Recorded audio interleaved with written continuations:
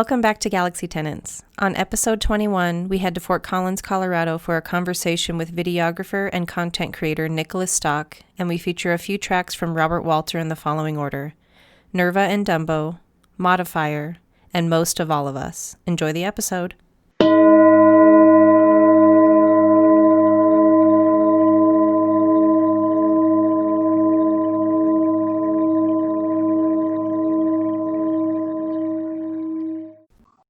All right, I'm joined today by my good friend Nick Stock, who is a videographer, a podcaster, a audio guy, what else are you? Keep that list going. What else we got? Jamhead, Deadhead, Fishhead, Jack of all trades, master of very little. I don't know could fill the Grand Canyon, but what I know about what I don't know is fairly, extensive. Robust.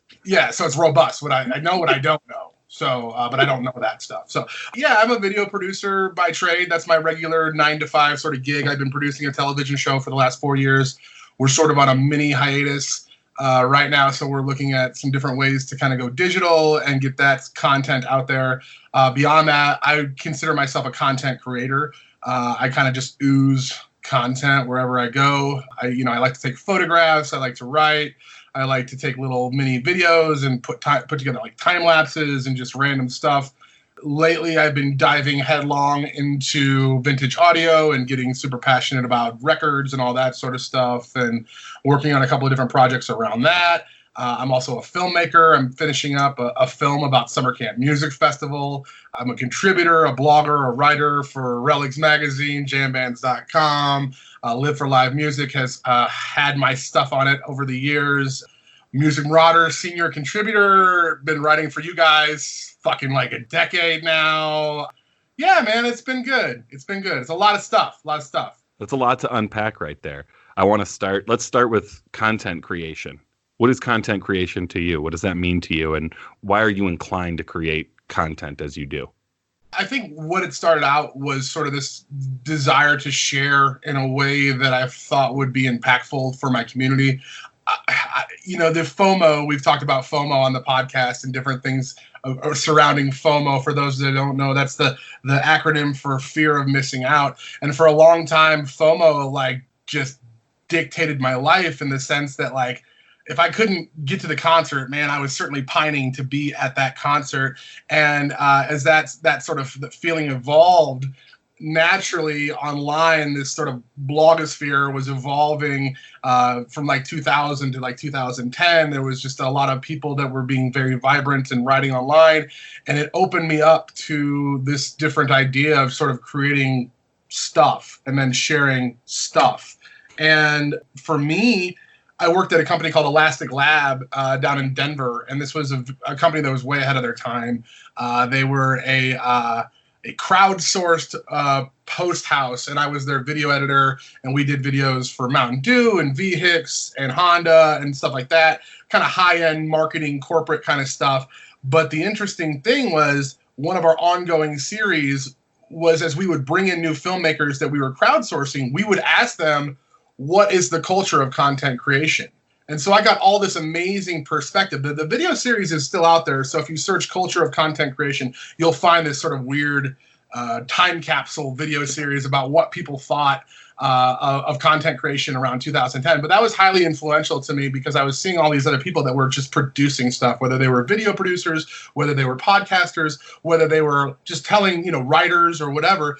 There were all these different people that were putting out content, and that gave me a pretty wide perspective early on as I started writing and sharing about going to live music shows and concerts and things like that. So the beginning was pretty music-centric then? I think for me, because I was working at Elastic Lab and seeing all this stuff come in, I thought, well, why not?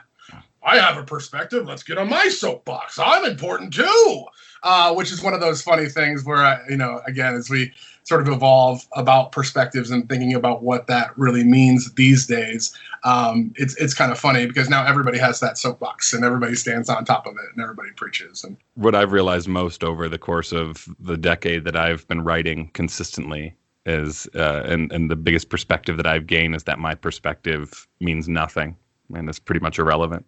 Yeah, it's one of those funny things where, yeah, we can all kind of learn from each other. But yeah, it's just one very minuscule, semi-unimportant perspective out there in the Drop world. in the bucket, man. Doesn't matter. and in that, there's a certain level of freedom, right? So I've been able to kind of write and do whatever it is I want to do because does it really matter? No. Is there a couple hundred people that might read my stuff? Okay, whatever. You know. Can you imagine if people cared what we had to say? Oh my God, then it would be so much pressure.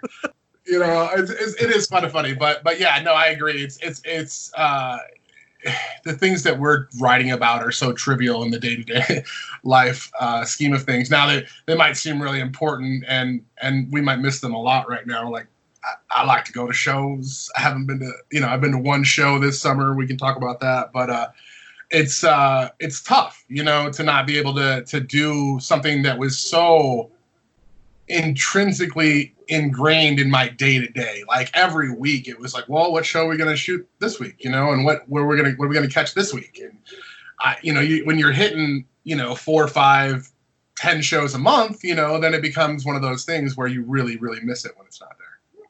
So I guess then let's talk about the show you just attended, which was Mark Reblay at the Holiday Twin Drive-In in Fort Collins, and that coverage is up on musicmarauders.com right now.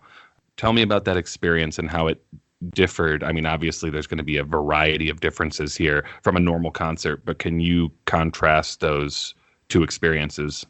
Yeah, let me just start by saying bully for Mark and his team for even attempting to put together an actual tour. I think it's, impressive that they were able to maintain the parameters and the protocols that they put in place while still trying to entertain people. That being said, there's a fucking pandemic going on. So you have to kind of be aware that people have been locked up in their houses for 3 or 4 months. People are not necessarily going to follow all the rules. Although I did see, by and large, I saw everybody sort of adhering to the protocols that were in place. Everybody was wearing masks as they went to and from concessions. People were keeping social distance. There wasn't a bunch of random interactions, although once the music started, there was some different groupings of people that I assume, it was based 100% on the logistical layout of the events, which... What did that look like? Well, I'll say, so the Holiday Twin is set up, and they've had a couple of different live shows there recently, but the Holiday Twin is set up with 2 sort of screens that are, the opposite of each other, so that people can watch a movie over here and people watch a movie over here. So, and then the music's all piped in through the speakers on your car. So there was no PA set up. There was no centralized stage other than the stage that was in between the 2 screens. Now, you could walk over and kind of see him, but he was in like a green screen tent. So all in all, it made coverage a little bit more difficult for the event. And it prompted people, I think, to gather around where he was actually performing rather than stay in their vehicles, which I think was the ultimate goal. I mean, that says nothing of the musical experience of the show, so I can talk to that a little bit too.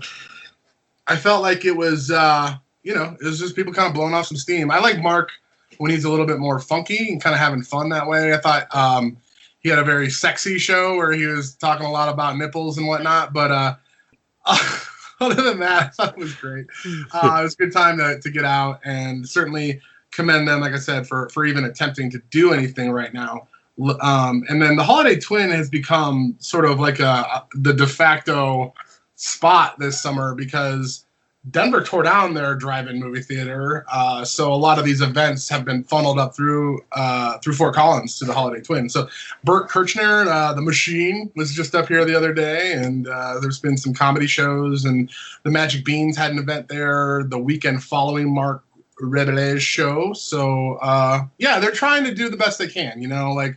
I get it. It's not an easy scenario to try and put on any sort of live event during a pandemic, but here we are. Can you imagine owning a drive-in theater through the end of 2019, beginning of 2020, and being like, fuck. And then this happens and it just becomes such a desirable place. The Holiday Twin is a landmark in Fort Collins, and there have been a number of different campaigns to save it, to inject money into it. It's one of those things where, one of my very first dates with my wife was at the Holiday Twin. So, I mean, it's a special place for us, and certainly an iconic little corner in Fort Collins. So if you take a look, there is, I believe, a full schedule of events going on. I think the Hollers, the fans are playing up there and whatnot. So check them out. and go see a show in your car. Don't get too drunk, because you got to drive home. You're in a car. That's so weird. And there was no PA, huh? No, they PA'd through the cars, which kind of made for an interesting, like, auditory experience, like, because there was like a little bit of delay, and there was sort of really immersive surround sound because everybody was listening to the show.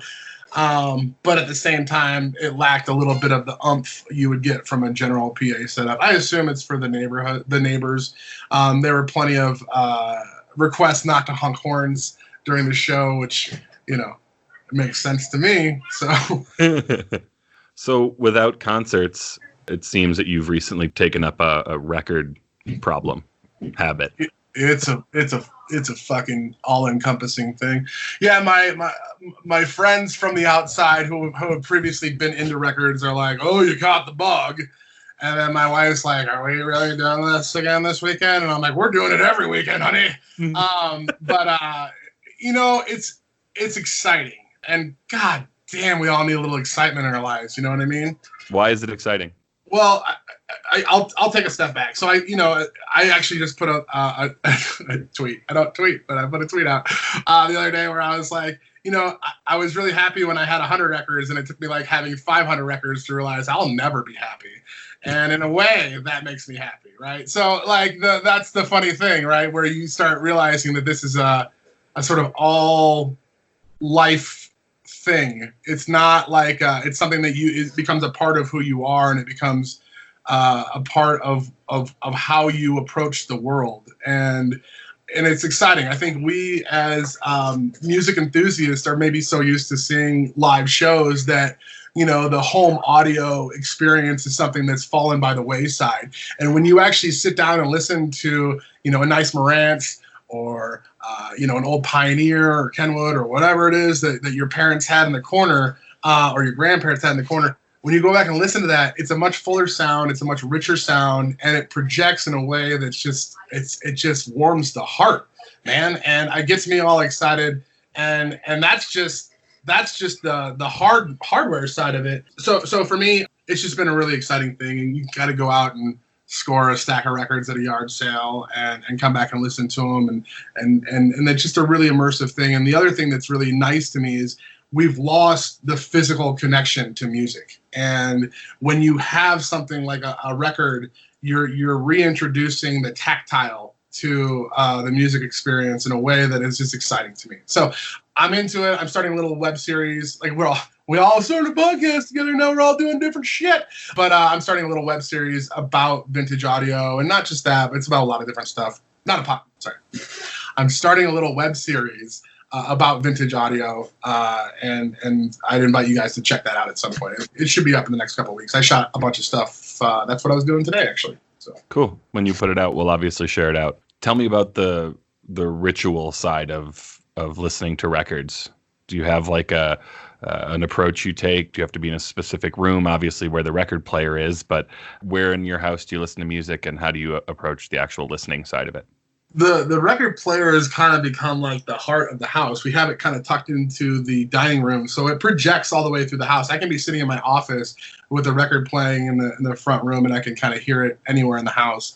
And all of the gear is sort of just started to fill up the garage. You go out and you find something at a yard sale, like a receiver or something like that. And you're like, oh, the guy's like, well, I can't get it to turn on. You can have it for $20. Damn thing weighs 45 pounds. You better buy it. You know what I mean? Like, just buy it. See if you can fix it. You can't pass it on to the person that can. I mean, this stuff is dying, and it's up to us to save it. So for me, the ritual, I mean, it's not a ritual. It's something that almost fills my day. Like, I'm constantly throwing a record on. If I'm walking by it, I'm probably turning it on and putting it on. So it's all encompassing as opposed to like an evening session. Yeah, my problem is that I can't just do fucking a hobby, Jay. I can't just like, oh, I'm gonna like this one thing. It's got to be like all or nothing, And it's been that way with art. It's been that way with different disc golf, with different passions in my life, where it's all consuming, at least for a time, and then it becomes something that's a part of who I am. Like cannabis for me. Sure. When I think of a specific genre of music, jam music, you're probably one of the most passionate people that I know and I know a lot of people who listen to the Grateful Dead, Fish, String Cheese, Moe, all of those different jam bands. And I wonder, how do we end up here?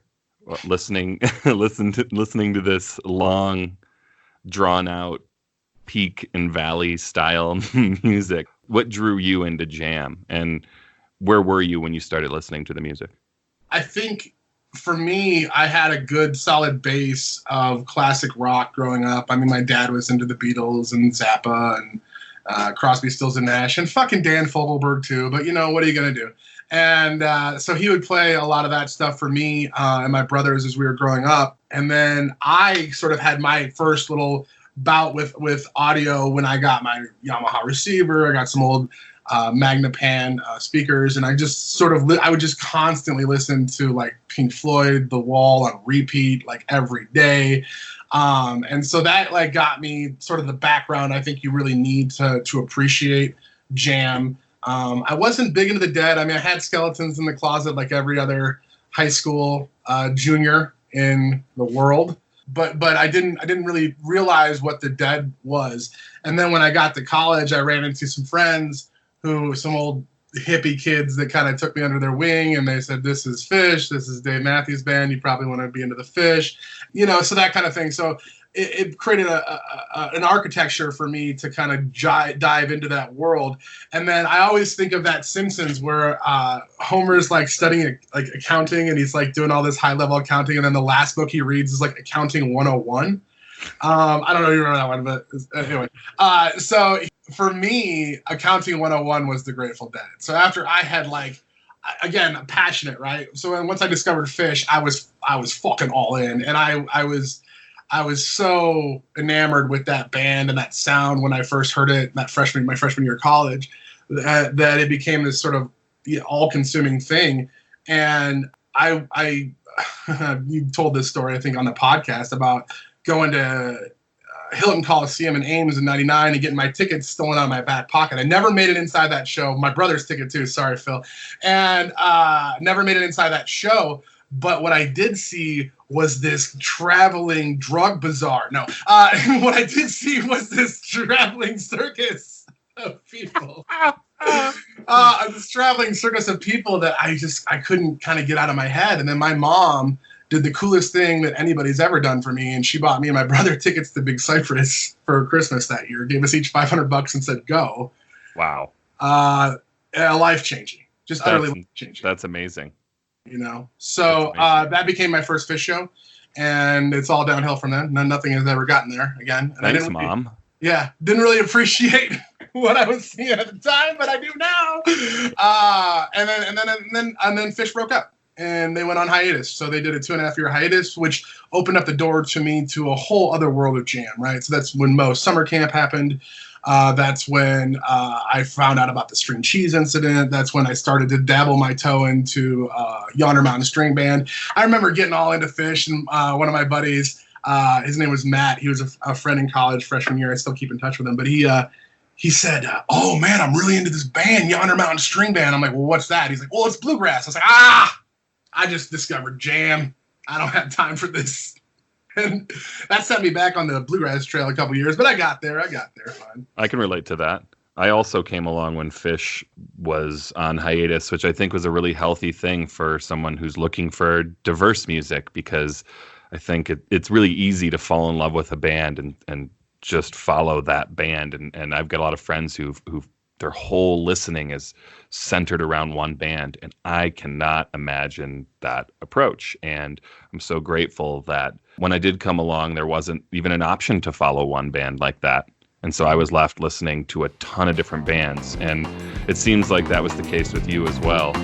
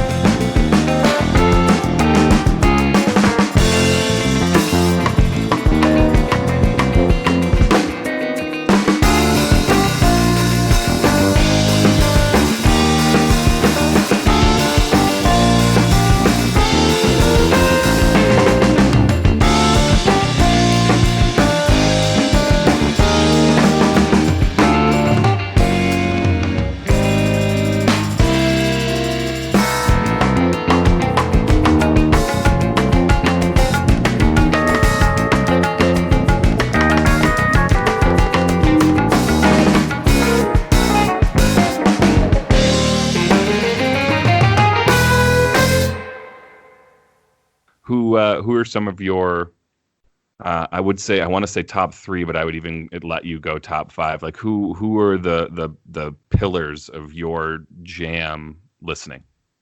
Well, the five is easy because I used to say that it was a good year if you saw these 5 bands: Panic, Widespread Panic, String Cheese Incident, Humphreys McGee, Mo, and Fish. If you see all 5 of those bands in 1 year, that's a good year. And I honestly hadn't done that until like last year. It's been a lot since I've seen a bunch of shitty years. I know.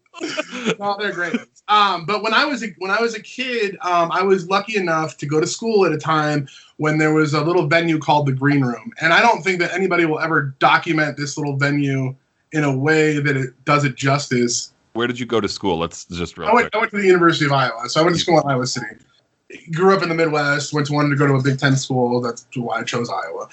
And so Iowa City was a fine little school, but we didn't have by way of a lot of like great, awesome music venues. They since have rebuilt the Englert and a couple other things over there. So there is some stuff going on now. But we had like a couple of places to see live music. And one of them was the Green Room. And this was like a little 238 person, like it felt like an attic bar. And I saw Colonel Bruce Hampton. I saw Derek Trucks. I saw Humphreys McGee for a fucking New Year's show with like, it was like 200 shows. It might not have been actually on New Year's, but it was right around New Year's. It was like 200 people in that fucking room. We used to pack 400 in there for, Youth Orchestra and all the other boys that were playing there. But like crazy stuff. Ulu. I fucking partied with Ulu so many times at that venue.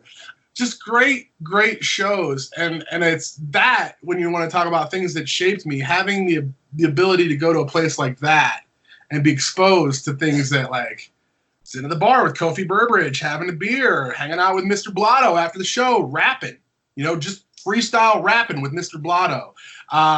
That's where I met Bernie Worrell in the basement. Gave my buddy a CD for his radio show. I mean, crazy story.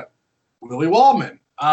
That's where I met him, like just all the people that he played with, Wasserman and Perkins and all the other people. I don't know if Perkins ever came through him. I might have not met Perkins until Denver days, but yeah, so very, very influential. And then obviously summer camp being what it was, I went to the first 6 summer camps, and I'm going to use that as a way to parlay into the festival talk if you want to do that. I was just going to say real quick, I think that, what was the name of the place that you were just talking about, the little venue? The Green Room, and it was a guy named Blake that ran it, and ultimately it shut down in 2005, right after I moved. I mean, those places are really, in my opinion, what grew and kept the jam scene alive. There's a place in Ferndale, Michigan, just outside of Detroit that I used to go to that was called the Magic Bag. Still there, still operating. I think different kind of talent, but without those places where you can meet these musicians and you can establish these connections and you can have these amazing intimate experiences, there's no base for going to see the bigger shows. To me, I think that there's those kind of people that only go see the bigger shows. Maybe they see one concert a year, like most people. Right. They throw on their socks and sandals and they go out and they get one of those big guitar drinks with the big straws and they see their one concert for the year. Yeah, like the 2-foot like plastic thing with like a smoothie in it or whatever, a Slurpee.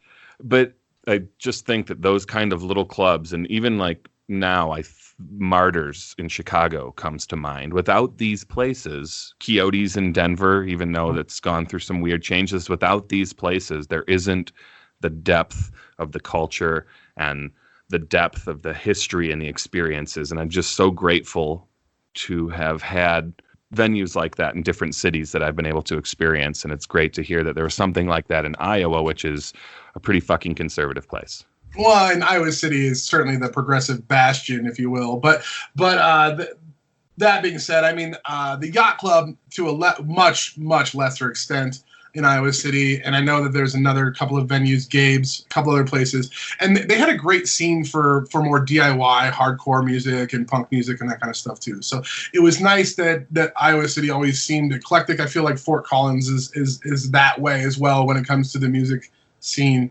But yeah, man, it was nice, and I think that you got to have a point A So you gotta have a point B to get to the the next spot. You know what I mean? So you just gotta start somewhere. And if there's these venues don't get the injection of cash that we need through the Save Our Stages thing or whatever, like we are gonna lose a lot of these little venues. We will indeed. It's already happening. I'm seeing some really wonderful places announce closure. Some really amazing restaurants.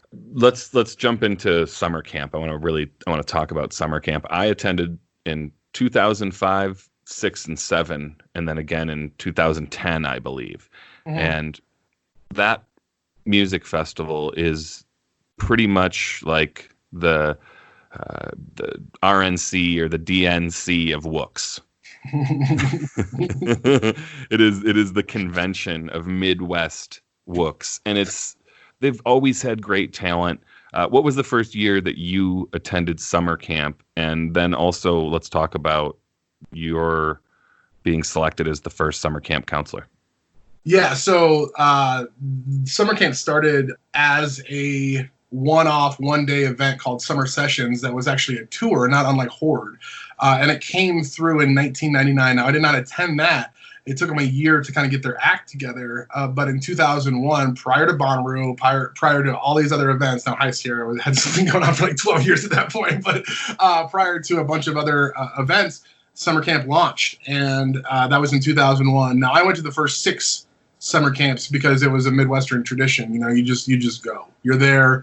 It was an hour and a half, maybe 2.5 hours from my school, an hour and a half from my house. So you just went. And after that first year of going, we just had such an amazing time camping in the woods, and the tightness of those early years is really special. Was it always at Three Sisters Park in Chillicothe? Yeah, it's always been at Three Sisters Park in Chillicothe. That's another unusual aspect of it. It's always been in the same location.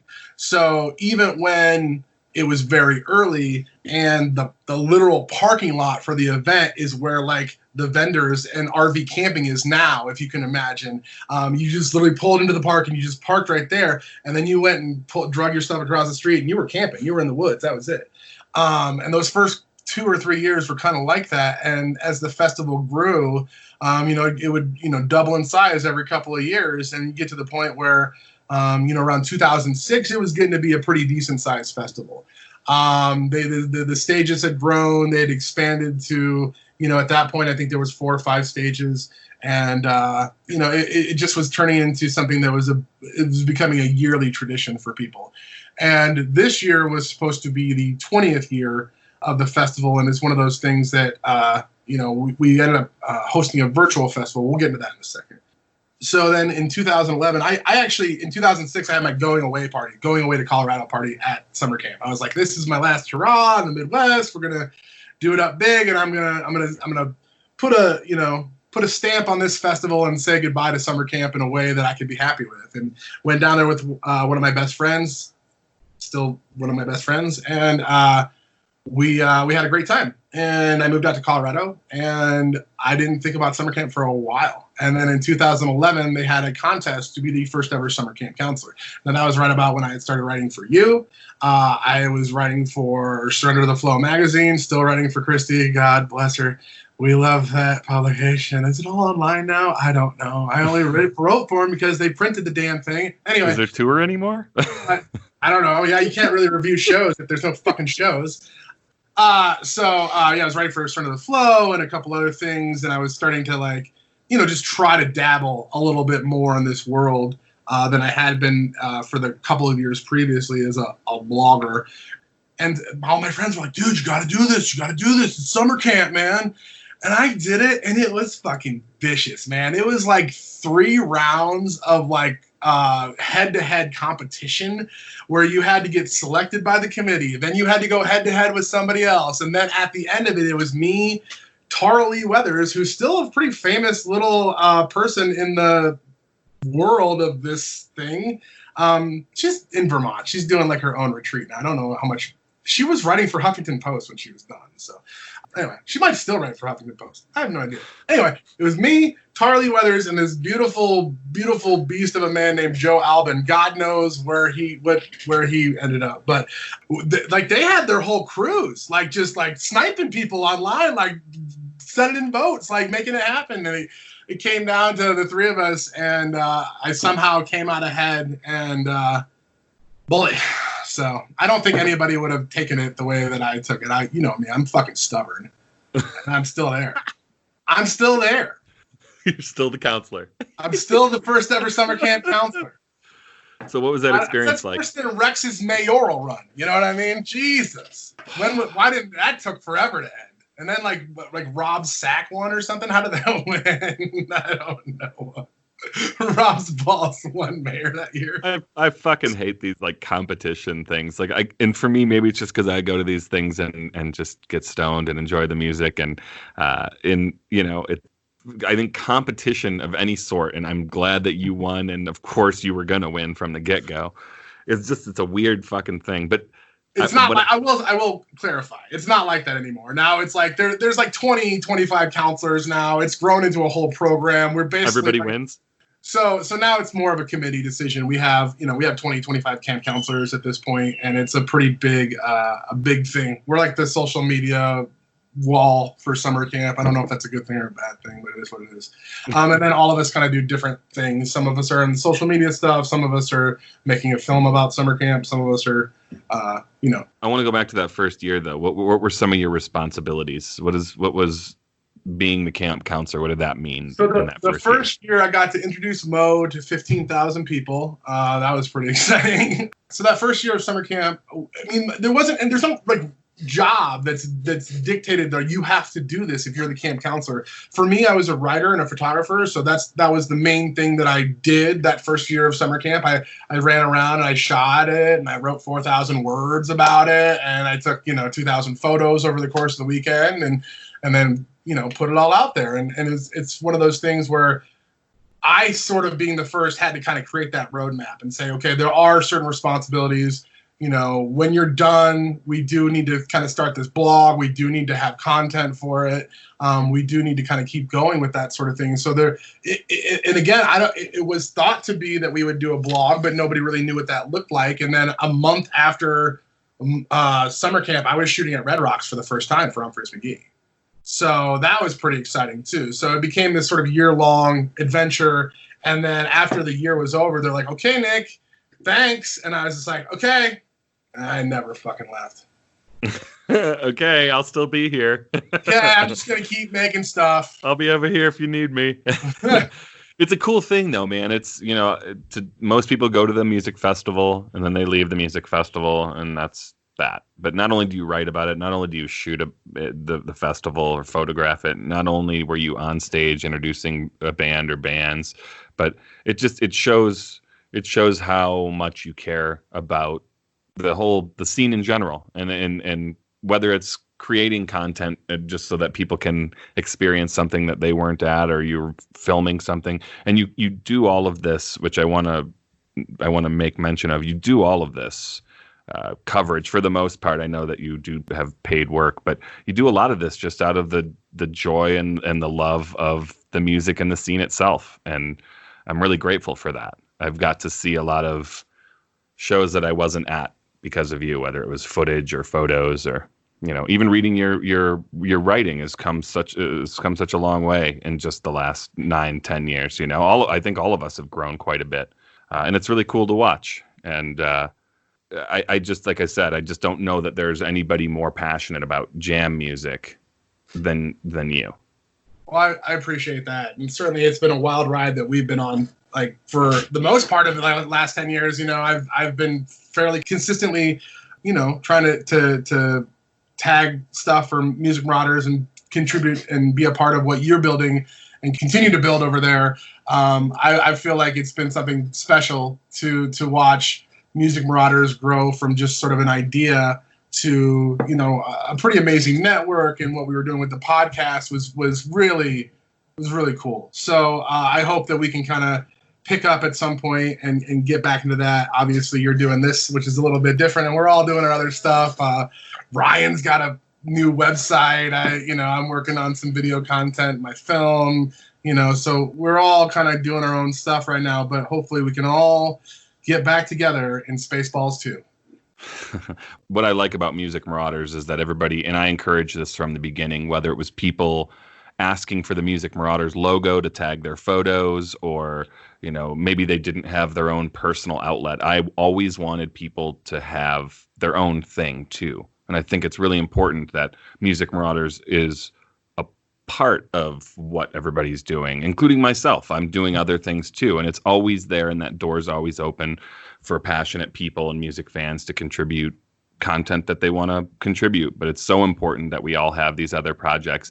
If we were, say, just relying on Music Marauders right now, that would be a very a weird time, since there's no concerts, etc. But the Galaxy Tenants thing for me has been a lot of fun. I'm excited to see this new project that you're working on with Vintage Audio.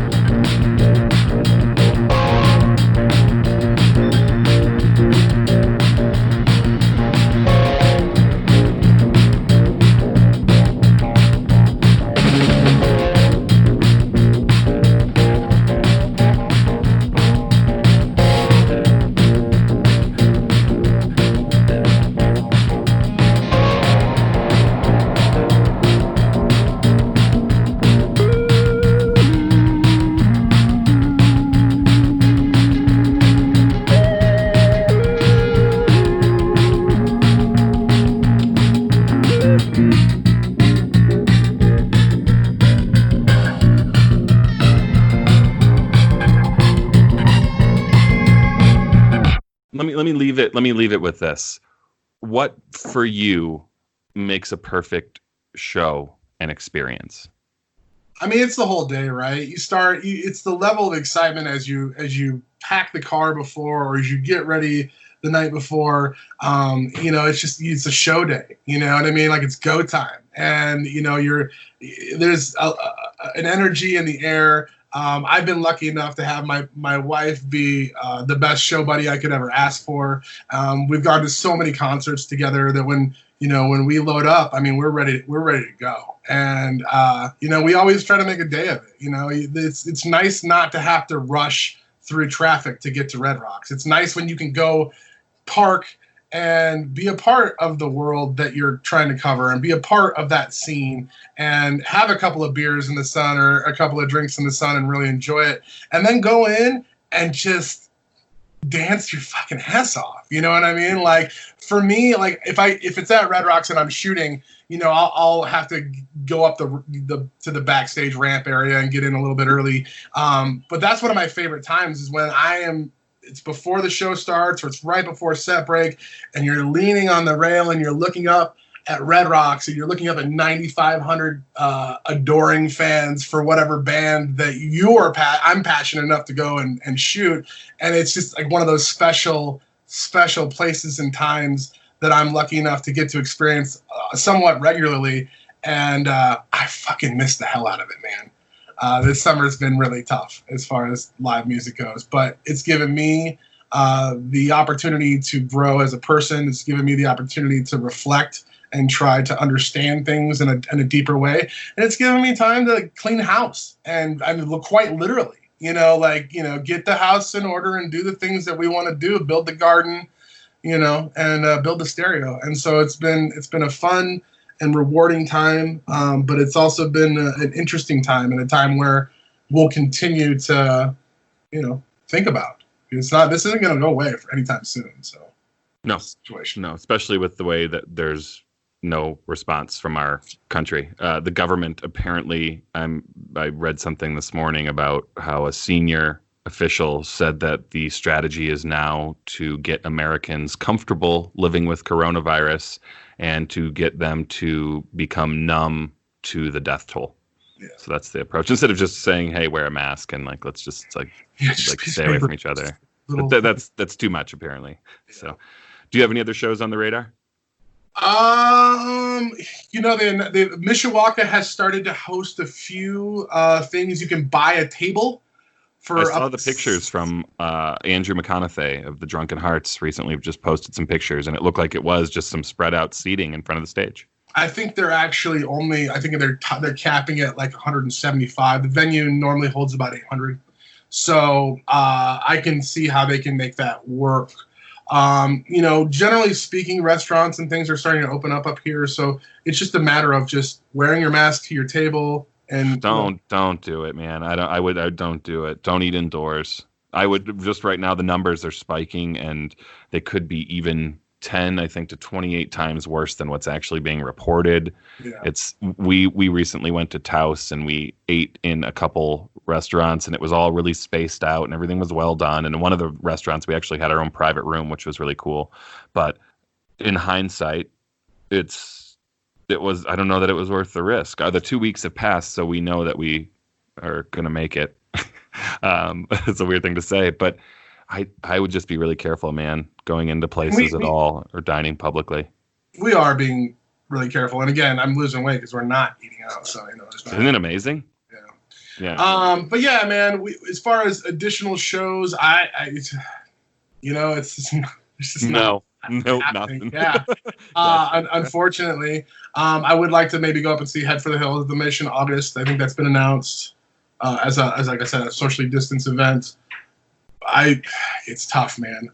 My whole life revolves around this stuff where I'm just like, all right, honey, I'm going to be out Wednesday, Thursday. I mean, I think about the week that week of March 10th or 11th when this all happened, how much just got kiboshed within the next 2 weeks after that, and so I had a full run with Roosevelt Collier and Vince Herman and Andy Thorne and a bunch of guys, Jeff Franca, Thievery Corporation. We had to cancel, I believe it was like 7 to 10 dates or something. And it was like the week after. As a video guy who works for Nugs, I actually thought there would be more streaming stuff coming about, like live streaming stuff. But that's just not the case. There's been which is weird. Because you can charge for that. They just put up the Venmo or have like a paid ticket type thing. Why isn't that happening? I'm not sure. Venues might start to be looking at some of those options.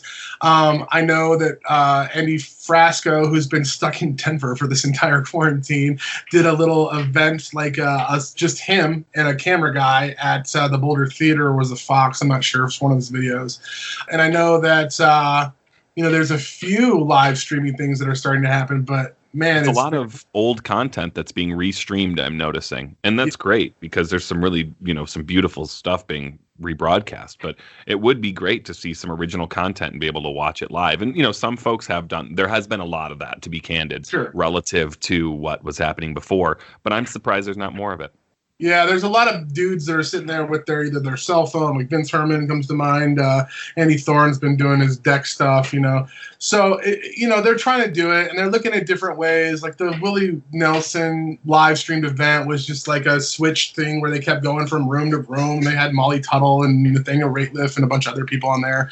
So, yeah, man, they're looking at ways. I personally am getting tired of staring at screens for concert content. So that's just me. I'd rather just spend time outdoors, maybe more with the family than looking at more screens. So whether it's right or wrong, there are more events starting to happen. And I'm not saying, hey, go out and go to an event, but I think there's probably a safe way where you can distance yourself. And we went to a house concert recently in a backyard right next to Red Rocks, and everybody was distanced and wearing masks, and for the most part. And, once people start drinking more, that happens less. But there's got to be more coming down the pipeline. Well, and I did get hired for an event in early August. I think it's August 3rd, where we'll be streaming something from the Holiday Twin. So there's some more stuff happening. Events are starting to come on board. And again, it is scary in some ways, but I'll tell you what, if I'm running camera at one of these things, if it's not, I'll be wearing a mask the whole time. I'll just be Masky McJoe over here. Right. You're just like covered in like hand sanitizer gel. dripping in gelatin hand sanitizer. No, again, like we've been really careful, and thankfully it's been we've been safe. And I just would recommend to everybody, don't fall for the political hype and just wear your fucking mask. It's like the threat is knocked down by 70 or 80% if you and the people that you're interacting with or wearing a mask. I like those kinds of odds. I'm a gambler. If I had something that was 80%, I bet on it every fucking time. Yeah. You should too. How it got politicized and how it became something that's like an indicator of where you stand and not just whether you're stupid or not, but politically is really a bizarre thing that I will never understand. It's a twist in history that we studied. Yay, America. We're number one. Number one. Thanks for doing this. Hey, man, I miss these little talks that we used to have. I think we should still try to do this stuff, and I appreciate you reaching out. I'm super stoked about this project that you're doing. I think you've shown amazing passion and perspective so far. And I mean, this is like your 15th or 16th episode at this point? This will be 21. Boom, crushing it. Feels like 5 or 6 because I'm just flying through them. But yeah, it's a lot of fun, man. And I would say anytime you want to contribute, you did the Pearl Jam album review, which was awesome, and you've got that NPR voice, especially when you're reading off of something. It's amazing. Oh, it's amazing. It's amazing. So I would love anything you'd want to contribute at any point, and I think that we should probably revisit how we can create content together at some point. Sure, I'm totally down, man. Cool. Thank you so much, Nicholas. All right, brother.